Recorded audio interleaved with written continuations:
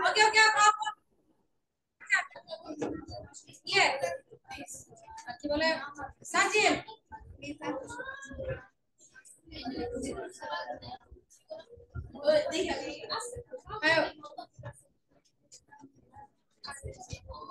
আস্তে ও তো দেখতেছ ও আমার দিকে তাকাইছে কথা তো বেশি ভালো কেন সুযোগ এই যে বলতেছিল তুমি মাসুদের হালকা করে টাকা কাছে ও তো আমার দিকে তাকাইছে আমি তো দেখতেছি আমি বুঝবো না কে কে দেখতেছে না বলো জোরে বলো সাজিদ ভাই গুনগুন করো না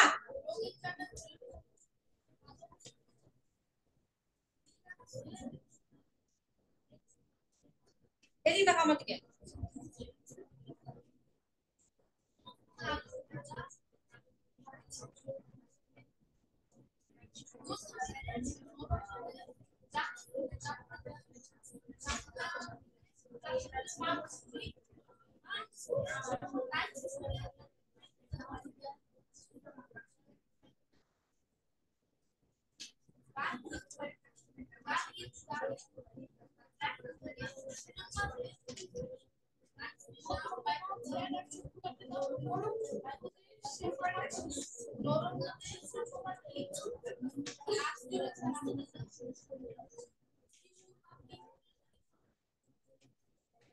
আচ্ছা রাফিও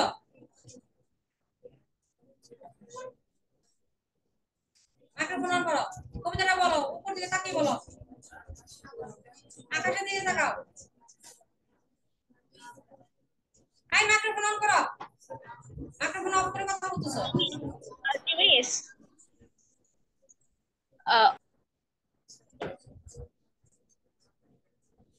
দেখো মাইক্রোফোন অফ করে ছেলেটা বলতেছে ওকে বাঁচতে দাও শামসুর রহমান এই তো দেখো কিছু শোনা বাগানে যাচ্ছে না মিস শোনা যাচ্ছে না তোমার কথা শুনতে পাচ্ছি না কেন মিস শুনতে আজকে পাচ্ছেন সবার এখন Yes, miss. কি শোনা যাচ্ছে Miss, কাটা কাটা হালকা কাটা কাটা শোনা যাইতেছে।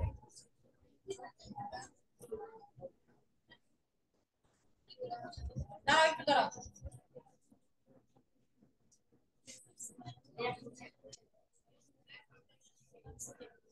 এখন বলো তো রাফিও মাইক্রোফোন অন করে বলো হ্যাঁ, এখন ওকে মিস আজকে সবার শামসুর Yes, রহমান miss. এই তো দেখো ফুল বাগানে গোলাপ ফুটতে দাও রঙিন কাটা ঘুড়ির পিছে বালক ছুটে দাও নীল আকাশের সোনালি তিল মেলছে পাখা মেলতে দাও জোনাক পোকা আলোর খেলা খেলছে নদী খেলতে দাও মন দিয়ে নরম ছায়ায় ডাকছে ঘুঘু নাচতে দাও বাড়ির ওপর আসছে আসতে দাও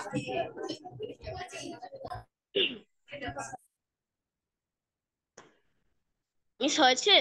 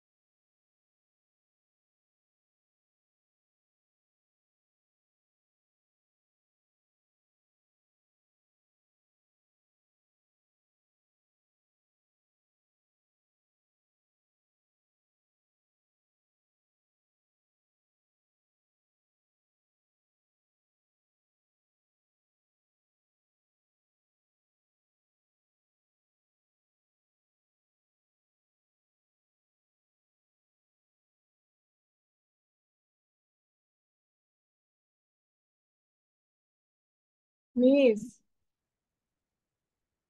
আপনার কথা শোনা যায় না।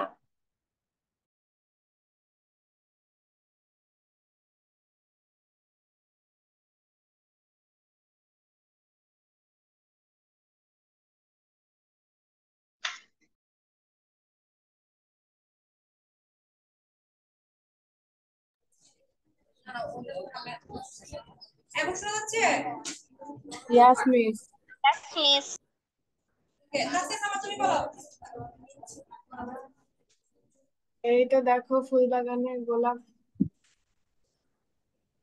বাঁচতে দাও। শামসুর রহমান। এই তো দেখো ফুল বাগানে গোলাপ ফুটতে দাও। রঙিন কাঁটা ঘুড়ির পিছে বালক ছুটে ছুটতে দাও। এই নীল আকাশে সোনালি চিল মেলছে পাখা মেলতে দাও। এগুলো বলো না, এই পাশে দাও। জোনাক পোকা আলোর খেলা খেলছে রোজি খেলতে দাও। নরম রোদে মধ্যদিনে নরম ছায়ায় ডাকছে ঘুঘু ডাকতে দাও। বালির উপর কত কিছু আঁকছে শিশু আঁকতে দাও।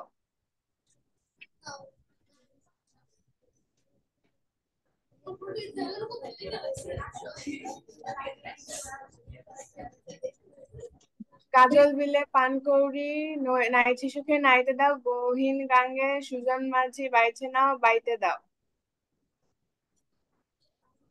নরম রোদে শ্যামা পাখি নাচ জুড়েছে নাচতে দাও। শিশু পাখি ফুলের কুড়ি সবাইকে আজ বাঁচতে দাও। আজওয়া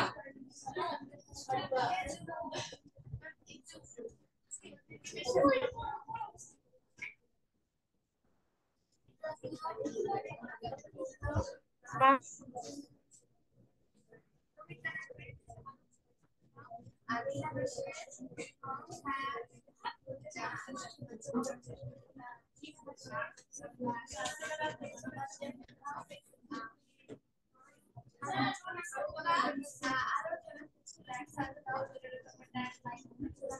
কতদিনে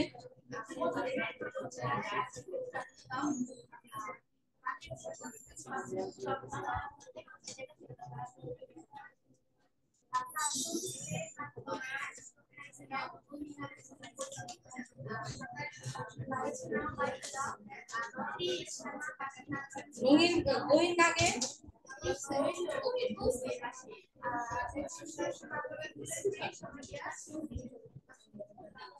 আচ্ছা সবাই যদি গুনগুন করি পড়লে মনে মনে করো, বলতে কোনো শব্দ বের করো না। আর সবাই দিতে এই যে ইয়ে তারি না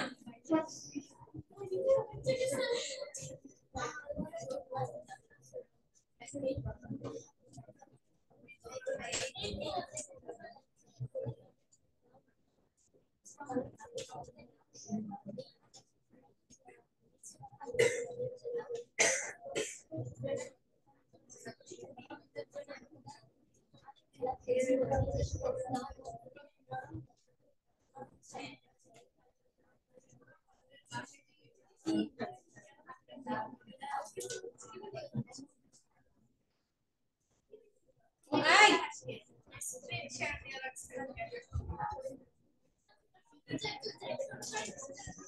আচ্ছা একটু বসো তো, বসো, যাও যাও যাও যাও। আচ্ছা বসো বসো বসো, আমি একটু গ্যাপ দিয়ে আমি আমার পড়া শুনতেছি। আচ্ছা শুনো, শব্দের অর্থ কালকে যেটা পড়া থাকবে শব্দের অর্থগুলা, হ্যাঁ। কাজল বিল অত যে বিলে পানি কালো দেখায়, কাটাগুড়ি মানে যে কাঠ সুতা দিয়ে মানে ছিঁড়ে গেছে, গহীনগার মানে বিশাল নদী, জোনাক মানে জোনাকি, নাইতে মানে গোসল করা, বাচ্চা পরিমাণে কালো রঙের মাছ শিকারী পাখি, শ্যামা মানে পাখির নাম, সুজন মাঝি মানে দরদি মাছ। ঠিক আছে, তো এই যে শব্দের অর্থগুলো খুব ভালো করে পড়ে ফেলবে। সেই সাথে তোমাদের হোমওয়ার্ক থাকবে, বাচ্চা দাও কবিতাটা পড়ে তুমি কি বুঝতে পারলে, হ্যাঁ এইটা তোমাদের হোমওয়ার্ক থাকবে। এখন তোমাদের যদি আসতে তোমাদের যদি এইটা বোঝার আবার দরকার থাকে তো আমি আরেকবার বুঝিয়ে দিব। কবিতাটা পড়ে কি আরো বোঝার দরকার আছে? কবিতাটা পড়ে কি বুঝতে পারলাম মাই তাই বলো।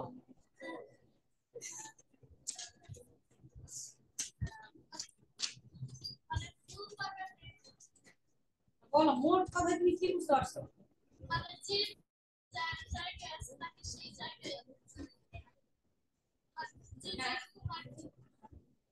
যে যেমন তাকে যে যে জায়গায় আছে সে জায়গায় সে সুন্দর এবং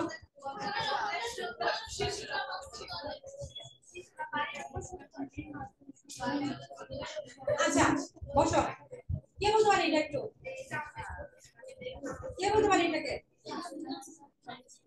আচ্ছা এই কবিতাটার মূল বিষয় যেটা তোমরা না কথা বলো না মূল বিষয় যেটা যে এইখানে যে এই কবিতাটাতে প্রকৃতির একটা বিষয় প্রকৃতি সবাইকে সৃষ্টি করেছে এবং তার নির্দিষ্ট একটা স্থান দিয়েছে প্রকৃতি যার যার স্থানে তাকে রেখেছে তুমি দেখো যে আমাদের যা কিছু আছে যা কিছু সৃষ্টি হয়েছে সবই কিন্তু একটা নির্দিষ্ট ব্যাখ্যা আছে তাই না যে আমরা মানুষ আমরা অনেক ময়লা আবর্জনা করি আবার পোকামাকড় এসে সেই ময়লা আবর্জনা নিচ্ছে বা পাখিরা নিচ্ছে তো একটা ব্যালেন্স হয়ে যাচ্ছে ঠিক আছে তো এইভাবে কিন্তু প্রকৃতির অনেক কিছুই আছে যেটা কি করে ব্যালেন্স করে দেয় তো এইখানে প্রকৃতির একটা বিশাল বিশাল বিষয় কথা বলেছে এই প্রত্যেকটা মূল ভাবছে প্রকৃতি একটা বিষয় যেখানে যে যেখানে সুন্দর যে যেখানে সৌন্দর্য বা যে যেখানে জায়গা করে আছে তার অবস্থানটা আসলে সেখানে তার সৌন্দর্যটা সেখানে যেমন বাগানে গোলাপ ফুটছে সেই মানে ওই বাগানের গোলাপে অনেকগুলা গোলাপ একত্রে যখন সুন্দর একটা একটা ছিটিয়ে আমার বাসায় যখন রাখবো সেটাও সুন্দর কিন্তু অত সুন্দর না যেটা গোলাপ বাগানে দেখে আমরা খোলা আকাশের নিচে একদম যেটা তরতাজা সেরকমটা আমার বাসায় আনলে থাকবে না ঠিক আছে আমার বাসায় ড্রয়িং রুমটাকে সুন্দর লাগবে বাট ওই সুন্দরটা কিন্তু আমি পাচ্ছি না আবার এই যে 2 নাম্বার লাইনে যেমন ছিল তোমরা এরকম লাইন বাই লাইন কিন্তু ব্যাখ্যা করবে না তোমরা তোমাদের মতন মোট ভাষায় ব্যাখ্যা করবা যেমন এই যে বললাম যে প্রকৃতি যে অবস্থান অবশ্যই 8 লাইন লিখবা তো কবি এখানে রঙিন ঘুড়ি কাটার পিছনে ছুটতে মানে ছোটার কথা যেখানে বলেছে যে আমাদের গ্রামের বা আগেকার দিনে যে আমাদের এখনকার সময়ও আমরা কি করি না ঘুড়িটা খেলি আর কয়েকদিন পরে দেখবো যে আকাশে মানে প্রচুর ঘুড়ি উঠতেছে তো এইটা কি এটা আমাদের একটা মানে বাঙালিতে বলো বা আমাদের সংস্কৃতির একটা অংশ ঘুড়ি উড়ানো তো এই যে ঘুড়ি উড়ানোর বিষয়টা কি থাকে একজনের ঘুড়ি উড়াবে আর একজনের টার্গেট থাকে ওই ঘুড়িটাকে কেটে ফেলে দেবে এই যে টার্গেট করে ঘুড়িটা কেটে ফেলে দিবে 12 জন কি করবে এই আর সেই কাটা উল্টে নেওয়ার জন্য আরেকজন ছুটে বেড়াবে ঠিক আছে তো এই যে কাটা ঘুড়ির পিছনে একটা বালক ছুটছে তাকে তার মতন ছুটে দিতে বলা হয়েছে নীল আকাশে সোনালি চিল মেলছে পাকা মেলতে হবে নীল আকাশে নিচে একটা সোনালি চিল যে কিনা একদম পাকাটা মেলে উঠছে তাকে তার মতন করে ছুটতে দেওয়ার কথা বলেছে জোনাক পোকা আলোর ছায়া খেলছে রোজি খেলতে দাও এটা আমাদের প্রকৃতির একটা অংশ জোনাক পোকা আলো জ্বলবে নিভবে জ্বলবে নিভবে অনেকগুলো জোনাক পোকা সেটা অনেক সুন্দর লাগে তো তাকে তার মতন করে রাখতে এখন আমরা যদি এটাকে আমার ঘরে গৃহবন্দী করতে চাই বা একটা বয়ামে অনেকে ওগুলো কিন্তু থাকবে না ওগুলো কিন্তু এরকম সৌন্দর্য প্রকাশ করবে না আচ্ছা মধ্যদিনের নরম ছায়ায় ডাকছে ঘুঘু ডাকতে দাও মধ্যদিনের যে নরম ছায়া একটা ঘুঘু ডাকছে তাকে তার মতন করে কি বলতেছে তার মতন করে সে ডাকতে পারবে ঠিক আছে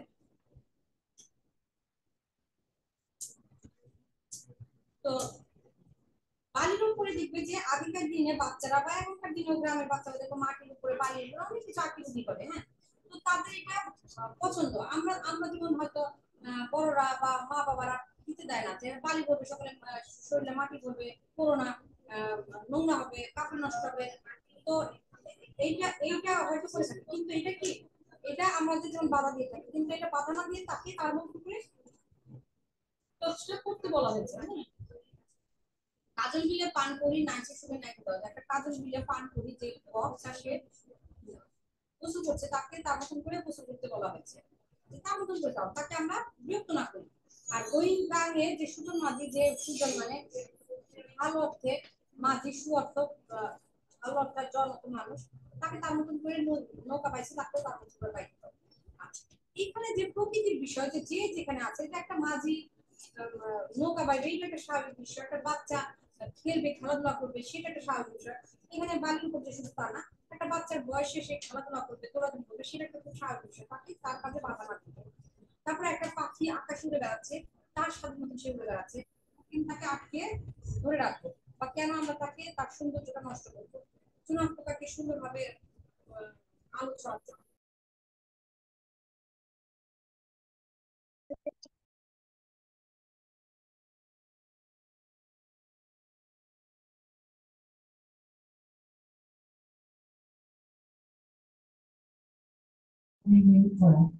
প্রকৃতি যাকে যেখানে যেভাবে রাখছে তো তাকে আমরা ঠিক সেভাবে সেখানে রাখি, ঠিক আছে?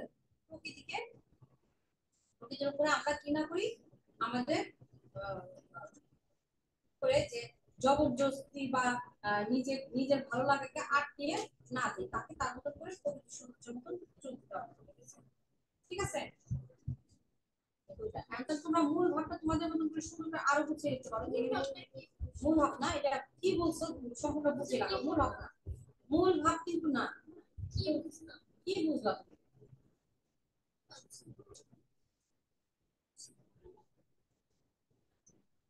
এটা কিন্তু তোমার লেখা থাকবে। আচ্ছা,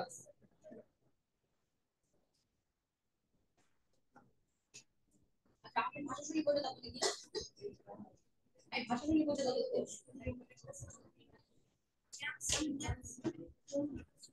ওকে। আচ্ছা, এইটা নিয়ে আর কোনো কোশ্চেন আছে? Rafiul Tasnia Saba? No miss. No miss.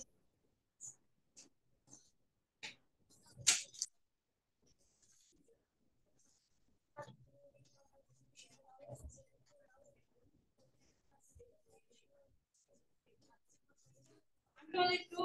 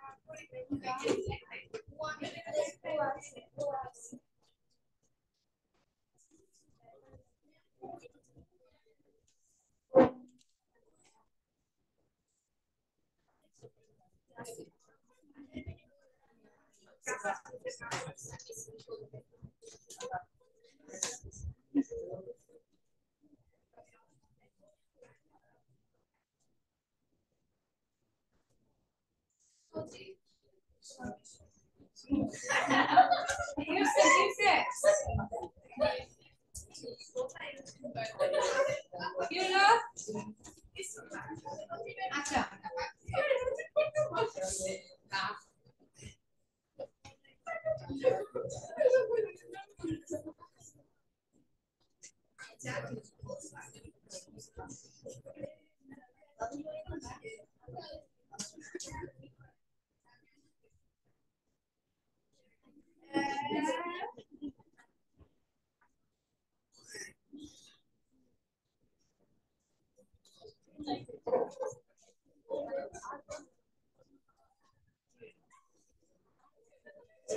আস্তে আস্তে কি হলো?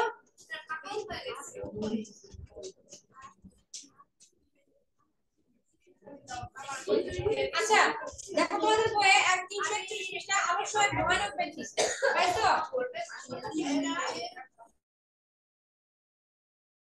অবশ্যই এক ভয়ানক ব্যাধি, তাই তো?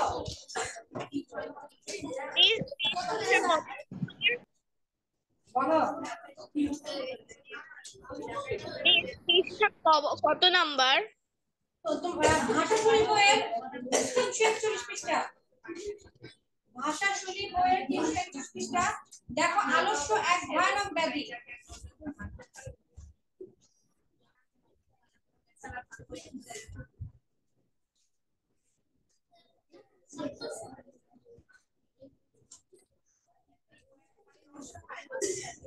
পাইছি?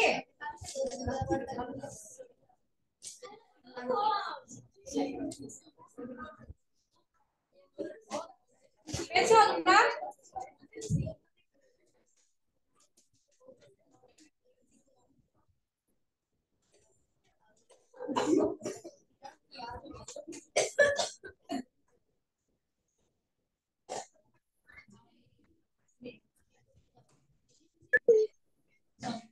এত সুন্দর দৃশ্য, রীতিকা সুন্দর গল্প করতেছি এর সাথে, ক্যারেক্টার দেখতেছি যে আশ্চর্য, 500 জনের সাথে একদম মনে হয় যে একদম বেড়াইতে আসছি, সুন্দরভাবে কথা বলতেছি, সুন্দরভাবে কথা বলা, মানে কোনো নির্দ্বিধায় কোনো কিছু মাথায় নেই।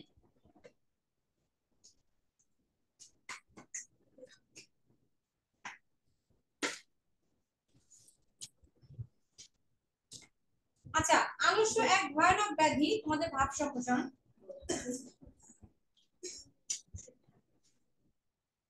তো দেখো, যাদের হাতের কাছে বই আছে একটু বইটা একটু খেয়াল করো। 341 পৃষ্ঠা 14 নাম্বার।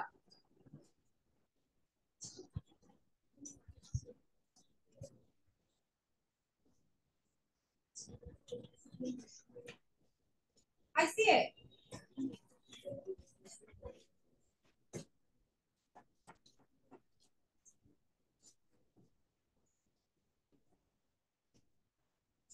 I see it.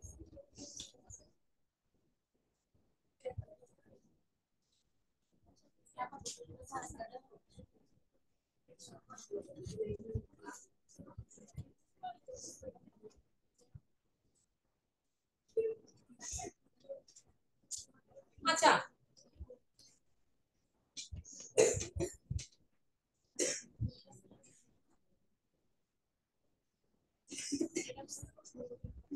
আচ্ছা, আলস্য এক ভয়ানক ব্যাধি, একটু খেয়াল করো।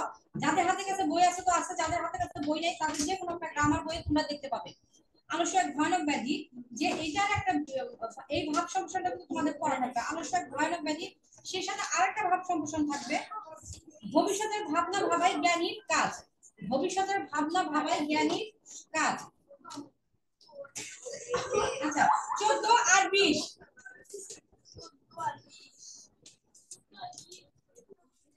আচ্ছা, হ্যাঁ, এটা আলস্য না, দেখো না, আলস্য মানে কি? এক অলসতা। দেখ কি হয়েছে, সমস্যা কি?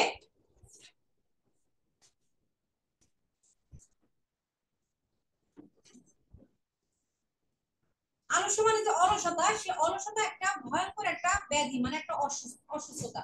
যে এটা কি হয়, এটা মানুষের সম্ভাবনাকে নষ্ট করে দেয়। মানুষের অনেক সম্ভাবনা থাকে, মানুষ সামনের দিকে এগিয়ে যেতে পারে বা মানুষ অনেক কিছু ভাবে, কিন্তু অলসতা মানুষকে কি করে, সেই ভাবনা থেকে দূরে সরিয়ে দেয়।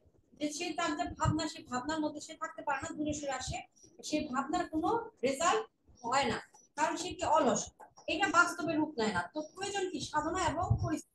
এর জন্য অবশ্যই সাধনার প্রয়োজন এবং পরিশ্রমের প্রয়োজন, যে অলসতা থেকে মুক্তি পাওয়ার জন্য। তো যুগে যুগে মানব সভ্যতায় প্রগতির পথে এগিয়ে চলেছে কেবল পরিশ্রমী উদ্যমী মানুষেরা। আচ্ছা রাফি, তোমার কি পুরানো ভাষাশৈলী বইতে এটা তো পেয়েছো, আলস্য এক ভয়ানক ব্যাধি? জি মিস, পেয়েছি 28 নাম্বার। আচ্ছা, তাসনিয়া সাবা, তোমার হাতের কাছে দেখো যে কোনো বইতে তুমি পাবে বাংলাদেশের পথে আলস্য এক ভয়ানক ব্যাধি ভাব সম্প্রসারণ, এক জায়গায় একটু নোট করে নাও। হ্যাঁ, আচ্ছা, তাহলে যেটা হয় যে আমাদের কি হয়, আমাদের যে পরিশ্রমী আমরা উদ্যমী আমরাই মানুষরা কিন্তু করতে পারি বা কাজ করতে পারি। যদি না থাকে এই উদ্যমীটা বা পরিশ্রমী না হয়, তাহলে কিন্তু আমাদের কি হয়, সেই কাজটাকে আমরা কখনোই সামনের দিকে এগিয়ে নিতে আমাদের মানে আমরা পারি না। ঠিক আছে, তো অলসতা এক ধরনের কি একদম, মানে অলসতার কারণে আমরা নির্জীব হয়ে থাকি, মন মরা হয়ে থাকি, বা কোনো কাজ ভালো লাগে না, এরকমটা যে অলস ভালো লাগছে না কোনো কিছু। তাই এইটা এই যে অলসতা এর পরিণতিটা কখনোই কি না, ভালো না, শুভ না, মানে ভালো না। তো অলস মানুষ জীবনে প্রতিষ্ঠিত পায় না, সুভোগের ভাগ্য তার হয় না। দেশ ও জাতির কল্যাণে যে কোনো অবদান মানে রাখতে পারে, যে দেশ ও জাতির কল্যাণের জন্য কোনো অবদান রাখবে, সেটাও সম্ভব হয় না। আসলে কি তার কাছে এটা একটা অসুখের মতো, যে অসুখের কোনো চিকিৎসা নাই, যে অলসতা তার কোনো কিছু ভালো লাগছে না, কোনো কিছু করতে পারছি না বা চাচ্ছি না। আচ্ছা, কর্মবিমুখ হয়ে পড়ে অলস ব্যক্তি, তার দুঃখ দারিদ্র ছাড়া সে আর সামনে জীবনে কি হয় না, কিছু দেখতে পারে না। যে অলস ব্যক্তি শুধু দুঃখ আর দারিদ্রতাই শুধু সামনের দিকে দেখে। তো যখন সে মানে কোনো কাজ করতে যাবে, তখন তার শরীর ভালো লাগছে না বা মন টানছে না বা ইচ্ছে করছে না, এমন একটা ফিল হয়। তো এর জন্য অলসতাকে বলতেছে একটা একটা ব্যাধি, একটা অসুস্থতা, আর কিছুই না। আচ্ছা, ভবিষ্যতের ভাবনা ভাবাই জ্ঞানীর কাজ। ভবিষ্যতের ভাবনা ভাবাই জ্ঞানীর কাজ, এটা আরেকটা ভাব সম্প্রসারণ। এগুলো কিন্তু তোমাদের এবারে এক্সামে থাকবে। দোষী, তারপরে তাসনিয়া সাবা, রাফিউল করো। ভবিষ্যতের ভাবনা ভাবাই জ্ঞানীর কাজ, এগুলা কিন্তু এবার পরীক্ষাতে তোমাদের বিশ্ববিদ্যালয় পরীক্ষাতে থাকবে। যে জ্ঞানী মাত্রই চিন্তাশীল এবং সতর্ক, মানুষের জীবন প্রবাহ ও ভবিষ্যৎ মুখী। তাই যারা জ্ঞানী বা দূরদর্শী, তারা সবসময় ভবিষ্যৎ সম্পর্কে সচেতন থাকবে। আচ্ছা কি কথা বলছো ইয়ে দেয়া বলো কি বলবো?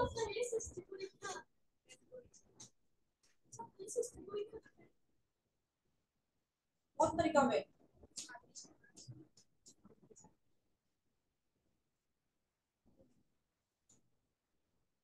আচ্ছা, জ্ঞানী মানুষ চিন্তাশীল এবং সতর্ক। যারা জ্ঞানী তারা চিন্তাশীল, মানে তারা ভালো কিছু ভাববে এবং তারা সতর্ক। সতর্ক অর্থে এটা যে সে ভবিষ্যতে কি হবে বা ভবিষ্যতে আমার জন্য কি আছে বা ভবিষ্যতে কিভাবে ভালো করা যায় সে বিষয়ে সে সচেতন থাকবে। আচ্ছা, বর্তমানে যেটা যে তারা সবসময় ভবিষ্যৎ সম্পর্কে সচেতন। বর্তমানে স্থায়িত্ব খুব কম, তা দেখেও দেখতে অতীত হয়ে যায়, মানে আমাদের যে বর্তমানটা সেটা তো সময়টা খুব কম, যে এই যে 2 মিনিট আগে কিন্তু আমার চক্র অতীত হয়ে গেল। তো আমার কি ভাবতে হবে? আমার সবসময় ভবিষ্যৎটা ভাবতে হবে, আমি বর্তমান সচেতন আমি ভবিষ্যৎটা কিভাবে করতে পারি। আমার বর্তমানটা তো অতীত, সেটা তো গেলই, চলেই গেল। আমার বর্তমানটা কিন্তু থাকতেছে না, বর্তমানটা কিন্তু চোখের নিমিষে চলে যাচ্ছে। একটু একটু করে এই যে 1 সেকেন্ড আগে চলে গেল আমার, তো ওইটা কিন্তু আমি ফিরে পাচ্ছি না। তাহলে আমাকে মাথায় রাখতে হবে আমার ভবিষ্যৎটা, ভবিষ্যৎটা হবে হারিয়ে না ফেলি। তো এটাকে আমাকে কি করতে হবে? এটাকে আমাকে আঁকড়ে ধরে রাখতে হবে। আচ্ছা, তাই প্রত্যেকের উচিত ভবিষ্যৎ সম্পর্কে চিন্তা করা এবং জীবনের সফলতার জন্য উপযুক্ত পরিকল্পনা তৈরি করা। সামান্য পিঁপড়ে ও মৌমাছি পর্যন্ত চিন্তা করে সঞ্চয়ের জন্য ব্যতিব্যস্ত হন। তোমরা এই লাইনের প্রত্যেকটা লাইন খুব ভালো করে পড়বে, যে একটা পিঁপড়া সেও কিন্তু ব্যস্ত থাকে যে কিসের জন্য? তার ভবিষ্যতের জন্য। সে তার ভবিষ্যতের জন্য কিভাবে, যে বৃষ্টির দিনে বা ইয়ের দিনে সে বর্ষার দিনে তাদের খাবারের ঘাটতি পড়ে, সেই জন্য তারা কি করে? খাবার সংগ্রহ করে রেখে দেয়। তো এভাবে তারা কিন্তু সঞ্চয় করে রাখে যে ওই সময় আমাদের খাবার ঘাটতি করবে বা আমরা খাবার পাবো না, তারা খাবার কিছু করে সংগ্রহ করে রেখে দেয় পরবর্তীতে খাবে। তো এটা কিন্তু পিঁপড়া তার ভবিষ্যতের জন্য সঞ্চয় করছে। তো মানুষের কি তাই করা উচিত? সঞ্চয় করতে সব টাকা পয়সা সেটা না, আমাদের ভালো জ্ঞান, ভালো বুদ্ধি। আমি কালকে কি হবো, আজকে ভালো করে পড়লে কালকে না আমার কিছু হওয়ার সম্ভাবনা আছে। আজকে না পড়লে কি কালকে কিছু হতে পারবো? কখনো না। কিছু হওয়ার সম্ভাবনা, শুধু যাওয়া লাগবে আর আসা লাগবে, আর কিছু করা লাগবে না। মানুষের করার মতন কর্মনিষ্ঠা থাকতে হবে, যে আমাকে উদ্যমী হতে হবে, যে আমি সামনে দিয়ে কিছু করবো, সামনে দিয়ে কিছু করতে হবে। তো এই যে বিষয়গুলো, এটাই কি হচ্ছে ভবিষ্যতের ভাবনা, যে আমাকে সামনে আমি দেখতে চাই আমাকে কি হিসাবে। আমি আজকে ভেবে কিন্তু আজকে কিছু করতে পারবো না, ঠিক আছে? আমাকে ভাবতে হবে আরো ভেবে, যে আমার সামনে 10 দিন 15 দিন আমি কি কি কাজ করবো সেটা গুছিয়ে রাখা, তাহলে দেখবো সে অনুযায়ী কাজগুলো হয়। নাহলে কিন্তু হয় না, কাজগুলো গোছানো হয় না। তো এই দুইটা ভাব সংগঠন খুব ভালো করে পড়বে। আমি কিন্তু কালকে বা পরশু দিনের ক্লাস, কালকে আমার ক্লাস নেই, পরশু দিনের ক্লাসে আমি লিখতে দেবো। মিস কোন দুইটা ভাব সম্প্রসারণ? একটা হলো ভাবনা ভাবাই জ্ঞানীর কাজ, ভবিষ্যতের ভাবনা ভাবাই জ্ঞানীর কাজ। বুঝতে পেরেছি? জি শুনতে মিস। পেরেছি? আর আরেকটা হলো আলস্য এক ভয়ানক ব্যাধি। আলস্য এক ভয়ানক ব্যাধি। তোমরা একটু দয়া করে বইটা নিয়ে নাও, বই ছাড়া এভাবে পড়ানো খুব টাফ হয়ে যাচ্ছে আমার জন্য। তোমরা একটু অফিসের সাথে ফোন করে তোমাকে ক্লিয়ার করে দিবে। বারবার বলছি আজকে 2 মাস ধরে একই কথা বলতেছি। এরপরে যদি আমি গ্রামার বলি তখন কিন্তু কিছুই পারবে না, আমি বারবার বলছি। আচ্ছা, তাহলে এই দুইটা ভালো করে পড়বে, আমি কিন্তু ক্লাসে লিখতে দিব। আরেকটা বিষয়, আমরা পড়ার পর 2 পা 3 পা পিছায় যায়। যেমন যে আরাফাত কিন্তু টেনে হয়তো একটু পুরানো গেছে, সে আরাফাত কিন্তু আবার বানর মতন পিছলে পিছলে নিচে নামতেছে, এখন তো বেশ পিছলে নেমে গেছে। তো এইটা কিন্তু আসলে তুমি যদি না চাও তো কারো পক্ষে কারো সাথ নাই, মানে কিছু করার। তোমরা জানো যে অনেকেই বাসায় বসে পড়ে অনেক ব্রিলিয়ান্ট রেজাল্ট করে না? এমন হরর আছে। এই যে গত বছর দেখলাম সিএনজি চালক, দুই ভাই সিএনজি চালায়, 2 ভাই ঢাকা মেডিকেলে চান্স পেয়েছে। তো ওরা কিন্তু সারাদিন সিএনজি চালায়, রাত্রেবেলায় ফাঁকা করে। তো এটা কি, সে কি টিচারের পিছনে দৌড়াইছে? না। তারপর সে সিএনজি চালায়, প্রথম সে শিক্ষকের পাশে যাবে, সে নিজে নিজে করেই কিন্তু হয়েছে। বা অনেক দরিদ্র পরিবার আছে যে এমনটা হচ্ছে যে রাস্তার নিচে লাইটের নিচে পড়ে হচ্ছে। তো তোমাদের তো টিচার আছে, অনেক ভাবে অনেক কিছু হেল্প করা হয়, তারপর যদি তোমরা না পড়ো তো কিছু করার নাই। এটাও তোমাদের একটা কি ভবিষ্যতের ভাবনা ভাবতে হবে, যে আমার ভবিষ্যতে কি করতে হবে। এক পা তোমাদের ধরে টরে আইগে তোমাদের নাম মেরে টেরে কদিন মারলাম টারলাম, হ্যাঁ মারার ভয়ে তোমরা পড়লাম, কিন্তু সেই পড়াটা কিন্তু তোমার আসলে কাজে লাগলো না। তুমি যদি নিজে থেকে না চাও যে আমাকে করতেই হবে, আমাকে এগিয়ে হবে, কারো শান্তি নাই যে তোমাকে এগানো ধরে বান্ধে। আরাফাতকে যেমন একটু এগানো গেল, আরাফাত ভালো রেজাল্ট করতেছিল, তারপর তার রোজার মাস আসলো, তার মনে এত ঈদ হইলো যে মনের মধ্যে তার লাড্ডু ফুটতে লাগলো। সে লাড্ডু ফুটাতে তার ভাবি উঠে গেল, ভাবি উঠাতে গেল, সে এখন ডাউনে গেল, ডাউনে সে আজকে কবিতাই মুখস্থ করে। এই হলো চিত্র, যে ও যদি না চায় কারো সাথে নেই পড়ার, তুমি যদি না চাও কারো সাথে নেই, তুমি বসে রইলে টেবিলের উপরে, হ্যাঁ আমি করতেছি করতেছি, রেজাল্ট জিরো। এমনটা হয় না যে হ্যাঁ আমি করতেছি, তুমি স্যারের কান ঝালাপালা করে দাও অঙ্কের জন্য, বা মিসের কান ঝালাপালা করে দাও, আমার এটা বুঝাই দেন বুঝাই দেন বুঝাই দেন বুঝাই দেন বুঝাই দেন। তুমি বিরক্ত করে তার কাছ থেকে নাও। তোমার যদি তাগিদ থাকে, তোমার খাইতে ইচ্ছা করতেছে, তুমি তোমার মার কান ঝালাপালা করে কিন্তু সে খাবারটা উদ্ধার করার চেষ্টা করো, দাও না প্লিজ দাও, একটা জিনিস লাগবে ঠিকই, সেই ক্ষেত্রে কিন্তু কান ঝালাপালা করো, কিন্তু যেটা তোমার কাজে লাগবে সেই ক্ষেত্রে ঝালাপালা করো। পড়াটা একান্তই তোমার, এইটা ভালো তো